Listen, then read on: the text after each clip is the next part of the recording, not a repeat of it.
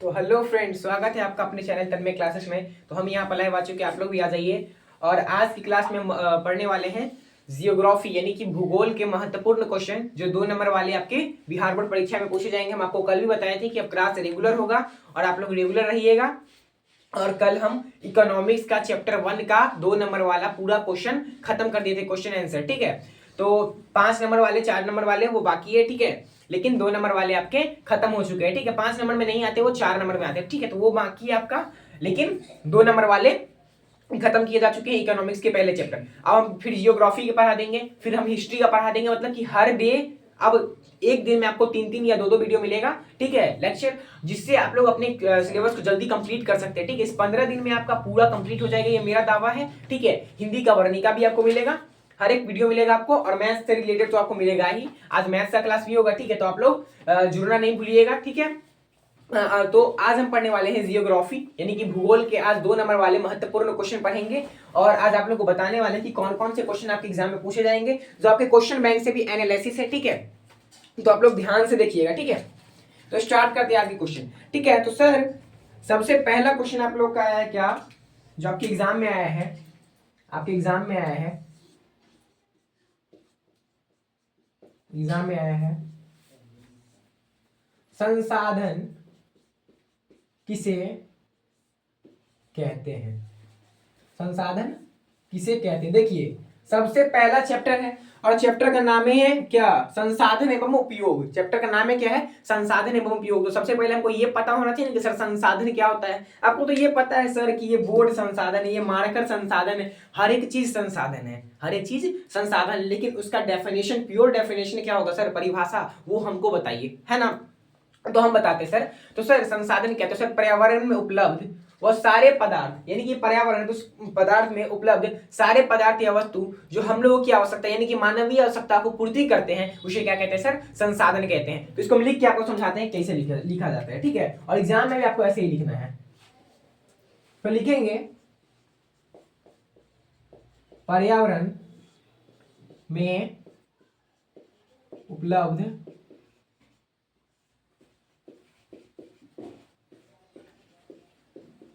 सारे पदार्थ या वस्तु जो मानवीय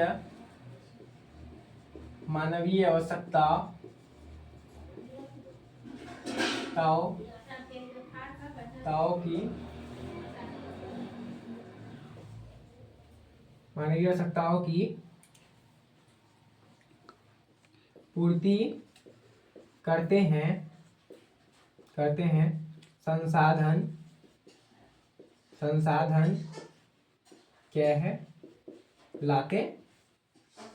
कहलाते हैं। ठीक है, संसाधन कहलाते हैं। ये आपका, ये इसका क्या हो गया सर, डेफिनेशन हो गया। क्या हो गया सर, डेफिनेशन हो गया। आप लोग इसको लिख सकते हैं, इसके एग्जांपल में लिख लीजिएगा, जैसे कलम, पंखा, कुर्सी, घड़ी, ये आदि। ठीक है सर, ये सब क्या है हमारे, ये सब क्या है सर, ये सब हमारे क्या संसाधन है। तो जब भी आपसे कोई संसाधन का डेफिनेशन पूछे, जब भी आपसे कोई संसाधन के डेफिनेशन पूछे, तो आप लोग क्या बोलिएगा सर, आप लोग क्या बोलिएगा, बोलेंगे सर पर्यावरण में उपलब्ध सारे पदार्थ या वस्तु, पर्यावरण में उपलब्ध सारे पदार्थ या वस्तु जो मानवीय आवश्यकताओं की क्या करते हैं, पूर्ति करते हैं, मतलब उसको पूरा करते हैं, उसे क्या कहते हैं सर, संसाधन कहते हैं। जैसे हम बता रहे हैं ना, जितना इजी वे में, वैसे आपको कोई नहीं बताएगा, ये मेरा गारंटी है, क्योंकि हम आपको समझा के बता रहे हैं, कहानी बना के बता रहे हैं। तो प्लीज आप लोग पूरा वीडियो देखिए। अगर अच्छा लगे तो चैनल को सब्सक्राइब कीजिए, लाइक कीजिए, और कमेंट में बताइए कि आपको कैसा लगा वीडियो। और जो भी डाउट हो, आपको कितना बार बोले हैं कि मेरे डिस्क्रिप्शन में मेरा नंबर है, लिंक है, आप उस नंबर पे मैसेज कीजिए कि सर ये दिक्कत हो रहा है, भैया ये दिक्कत हो रहा है, हम आपको उसका सॉल्यूशन देंगे। ठीक है, ठीक है सर। संसाधन किसे कहते हैं सर, पर्यावरण में उपलब्ध सारे पदार्थ या वस्तु जो मानवीय आवश्यकताओं की पूर्ति करते हैं, संसाधन कहलाते हैं। ठीक है, एग्जांपल में लिख दीजिएगा, जैसे कलम, पंखा, टेबल, कुर्सी, घड़ी, कुछ भी लिख सकते हैं। ठीक है, क्योंकि हमको कोई भी चीज, हर एक चीज संसाधन है, पृथ्वी पे हर एक चीज संसाधन है। ठीक है, ठीक है सर, नेक्स्ट क्वेश्चन पे आते हैं। और ये क्वेश्चन आपके कब कब पूछे गए हैं, बता देते हैं आपको। ये क्वेश्चन आपके पूछे गए हैं 2015, 2019, 2023, आप लोग क्वेश्चन बैंक देख लीजिए, आप लोगों को पता चल जाएगा। और सर याद रखिएगा ये सब जो क्वेश्चन है वो सब क्वेश्चन सर 2 मार्क्स वाले क्वेश्चन है, तो हर एक क्वेश्चन को आपको याद रखना जरूर। ये भी क्वेश्चन आपके 2 मार्क्स वाले हैं। फिर नेक्स्ट क्वेश्चन आते हैं नेक्स्ट क्वेश्चन पे, ठीक है सर, नेक्स्ट क्वेश्चन पे आते हैं, ठीक है। नेक्स्ट क्वेश्चन आपका क्या है सर, जो आपके एग्जाम में पूछा जा सकता है, बता देते हैं आपको सर। क्वेश्चन है प्राकृतिक संसाधनों का संरक्षण संरक्षण संरक्षण संरक्षण संरक्षण, एक मिनट रुकिएगा,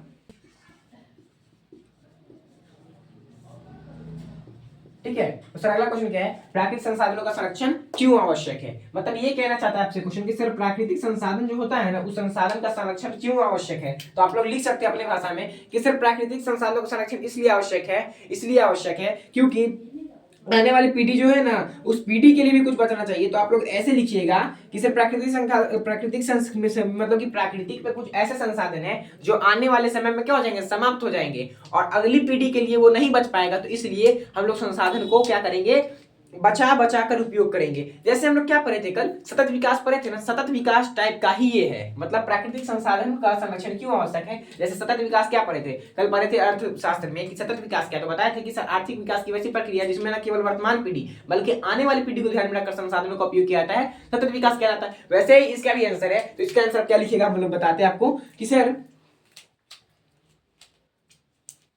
ऐसे लिखिएगा आप लोग, ऐसे पृथ्वी पर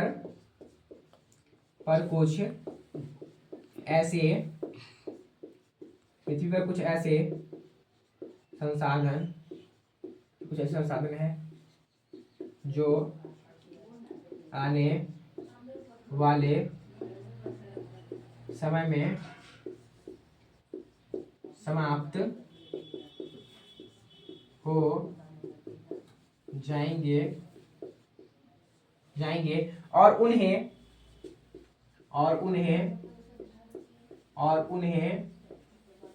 और उन्हें पुनः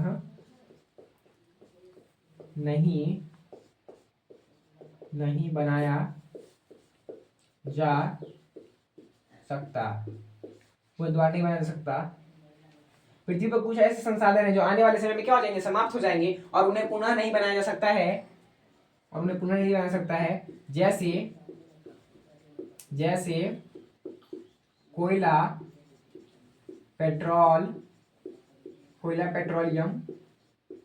कोयला, पेट्रोलियम, पानी आदि हैं।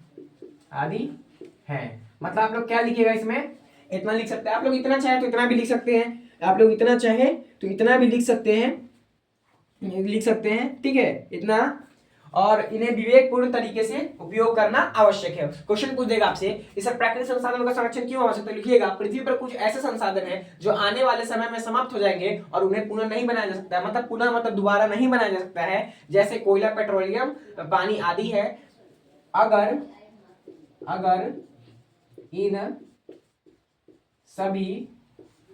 इन सभी संसाधनों का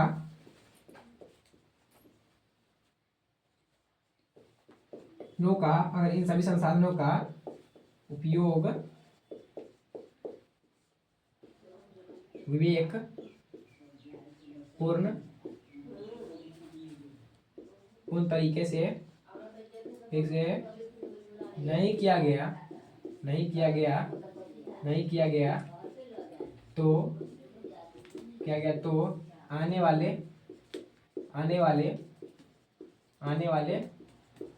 नहीं किया गया तो आने वाले समय में समाप्त हो जाएंगे, ठीक है। तो आप लोग इतना लिख सकते हैं कि सर प्राकृतिक संसाधनों का संरक्षण क्यों आवश्यक। तो आप लोग बोलिएगा कि पृथ्वी पर कुछ ऐसे संसाधन हैं जो आने वाले समय में समाप्त हो जाएंगे और उन्हें पुनः नहीं बनाया जा सकता, मतलब उसे दोबारा नहीं बनाया जा सकता है, जैसे कोयला, पेट्रोलियम, पानी आदि है। अगर इन सभी संसाधनों का उपयोग विवेकपूर्ण तरीके से नहीं किया गया तो आने वाले समय में समाप्त हो जाएंगे या आने वाले पीढ़ियों के लिए समाप्त हो जाएंगे। तो आप लोग ऐसे बोलिएगा जैसे प्राकृतिक संसाधनों का संरक्षण क्यों आवश्यक, आप लोग बोलिएगा जैसे पृथ्वी पर कुछ ऐसे संसाधन है जो आने वाले समय में क्या हो जाएंगे, समाप्त हो जाएंगे और उसे पुनः दोबारा नहीं बनाया जा सकता है। जैसे कोयला, पेट्रोलियम, पानी। देखिए पानी है तो पानी अगर अभी खत्म हो जाए तो बाद में कहाँ से पानी आएगा? अगर पूरा धरती के अंदर पानी खत्म हो जाए तो पानी बनेगा? फिर नहीं बनेगा ना सर, नहीं बनेगा। पेट्रोलियम, पेट्रोल है, पेट्रोल खत्म हो जाएगा धरती के, वो भी पेट्रोल धरती के नीचे से आता है, वो भी अगर खत्म हो जाए तो फिर बनेगा क्या? नहीं बनेगा। कोयला है, कोयला अगर खत्म हो जाए, देखते हैं कि कुछ कुछ ट्रेन अभी भी कोयला पे चलता है तो, और अभी अब क्या हो गया, इलेक्ट्रिक ट्रेन आ गया है। अब क्या हो रहा है, इंजन वाला ट्रेन आ गया। तो अब क्या हो गया है, कोयला खत्म हो रहा है धीरे धीरे, तो वो इंजन वाले ट्रेन लोग आ रहे हैं। तो यही हम लोग के मतलब कि प्राकृतिक संसाधनों का संरक्षण इसीलिए आवश्यक है। क्यों? क्योंकि आने वाले समय के लिए बचत हो, आने वाले समय को कोई भी चीज का दिक्कत ना हो। ठीक है, ठीक है सर। आते हैं अपने नेक्स्ट क्वेश्चन पे। ये क्वेश्चन आपके कब के पूछे गए हैं तो ये भी हम आपको बता देते हैं। ये क्वेश्चन आपके पूछे गए हैं 2017 और 2019 में और 2024 में। ठीक है, आप लोग क्वेश्चन बैंक देख लीजिएगा, अगर भरोसा ना हो तो, अगर नहीं मिला तो हमको बोलिएगा। ठीक है, ये क्वेश्चन आपके एग्जाम में पूछे गए हैं। ठीक है सर, आप लोग विश्वास कीजिए, जितना क्वेश्चन हम बता रहे, जैसे बता रहे, अगर आप लोग याद कर लेते हैं तो आपके बोर्ड एग्जाम में इससे बाहर क्वेश्चन नहीं आएंगे। ठीक है, कल इकोनॉमिक्स खत्म हुआ था चैप्टर 1, आज ये जियोग्राफी का चैप्टर 1 हम आज खत्म करेंगे। ठीक है, ठीक है सर। अगला क्वेश्चन है आपका, अगला क्वेश्चन है कि जो आप लोग का सबसे मस्त क्वेश्चन है। अगला क्वेश्चन क्या है सर? क्योटो सम्मेलन क्या है? क्योटो सम्मेलन, क्योटो सम्मेलन क्या है? क्योटो सम्मेलन क्या है? आप लोग लिखिएगा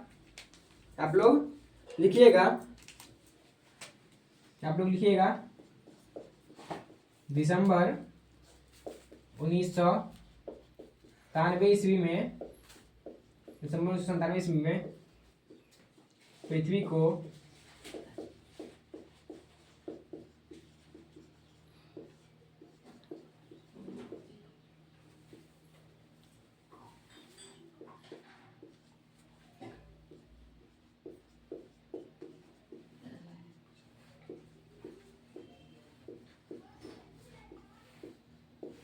बोलता है क्योटो सम्मेलन क्या है? दिसंबर 1997 ईस्वी में पृथ्वी को ग्लोबल वार्मिंग से बचाने के लिए जापान के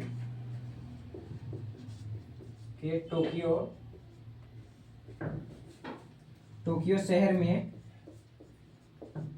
एक सम्मेलन आयोजित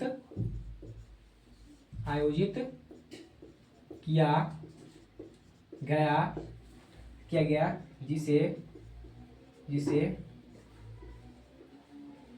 गया जिसे क्योटो सम्मेलन कहते हैं। तो जिसे क्योटो सम्मेलन कहते हैं। अब देखिए सर, क्या सर क्योटो सम्मेलन क्या है? क्योटो सम्मेलन क्या है तो आप लोग बोलिएगा कि सर दिसंबर 1997 ईस्वी में पृथ्वी को ग्लोबल वार्मिंग से बचाने के लिए, ग्लोबल वार्मिंग आता है पता है आप लोग को, ग्लोबल वार्मिंग से बचाने के लिए जापान के टोक्यो में, मतलब कि जापान शहर है और उस शहर में भी एक शहर होता है, जैसे गांव है, तो मान लीजिए इंडिया है, तो इंडिया में क्या है, मुजफ्फरपुर है, मुजफ्फरपुर में बहुत ज्यादा सिटी है। ठीक है, जैसे 0 माइल हो गया, तो मतलब बहुत ज्यादा सिटी है, टावर हो गया, ये सब। तो वैसे ही होता है, जापान के टोक्यो में, टोक्यो शहर में एक सम्मेलन आयोजित किया गया जिसे क्योटो सम्मेलन कहते हैं, जिसे क्योटो सम्मेलन कहते हैं या कहा जाता है, ये लिख दीजिएगा। ठीक है, तो जब भी आपसे पूछेगी सर क्योटो सम्मेलन क्या है तो बोलिएगा कि दिसंबर का महीना था 1997 ईस्वी में पृथ्वी को ग्लोबल वार्मिंग से बचाने के लिए जापान के टोक्यो में क्या हुआ, एक सम्मेलन आयोजित किया गया जिसे क्योटो सम्मेलन कहते हैं। क्लियर है? इसका आपका पूछ दे क्या क्वेश्चन का उद्देश्य भी पूछ सकता है इस क्वेश्चन में, तो उद्देश्य भी पूछेगा तो आप लोग यही बताइएगा, और इसमें अगर उद्देश्य पूछे तो आपको 2-3 लाइन और जोड़ देना होगा। ठीक है, उद्देश्य पूछेगा तो ठीक है। इसमें क्या पूछेगा, अगर सदस्य पूछेगा तो आप लिख दीजिएगा इसमें क्या है, इसमें और क्या हो गया, इसमें सम्मेलन आयोजित किया जिसे क्योटो सम्मेलन कहते हैं, जिसमें मतलब कि जिसमें सभी देशों से आए सदस्य, जिसमें क्या होगा कि जिसमें सभी देश से आए सदस्य जलवायु परिवर्तन के लिए क्या थे, उत्तरदायी थे। ठीक है, जलवायु परिवर्तन के लिए उत्तरदायी थे। ठीक है, इसमें सभी देश से आए सदस्य जलवायु परिवर्तन के लिए उत्तरदायी थे, मतलब कि हर एक देश के लोग क्या थे, जलवायु जो परिवर्तन हो रहा था वो क्या था, उसके लिए वो उत्तरदायी थे, मतलब वो भी दोषी थे। ठीक है, तो याद रखिएगा, लेकिन आपसे इतना नहीं पूछा जाएगा, आपसे बस इतना याद रखिएगा कि सर ये 2 मार्क्स वाले क्वेश्चन है आपके, और ये आपके बोर्ड एग्जाम में पूछे जाएंगे। ठीक है, जो इंपॉर्टेंट है अभी वही पढ़ सकते हैं, क्योंकि आपके पास 15 दिन का टाइम है और इस 15 दिन में आपको वही पढ़ना होगा जो आपके लिए इंपॉर्टेंट है। हर एक चीज आप पढ़ नहीं सकते हैं, क्योंकि पूरा साल आप जब नहीं पढ़े तो अभी क्या पढ़ लीजिएगा। तो जो इंपॉर्टेंट है, जो क्वेश्चन बता रहे हैं उस क्वेश्चन को पढ़िए, बात मानिए, आपका नंबर बहुत अच्छा आएगा। ठीक है, ठीक है सर। तो सर क्योटो सम्मेलन क्या, तो सर दिसंबर 1947 में पृथ्वी को ग्लोबल वार्मिंग से बचाने के लिए जापान के टोक्यो में एक सम्मेलन आयोजित किया गया, जिसे क्योटो सम्मेलन कहा जाता है।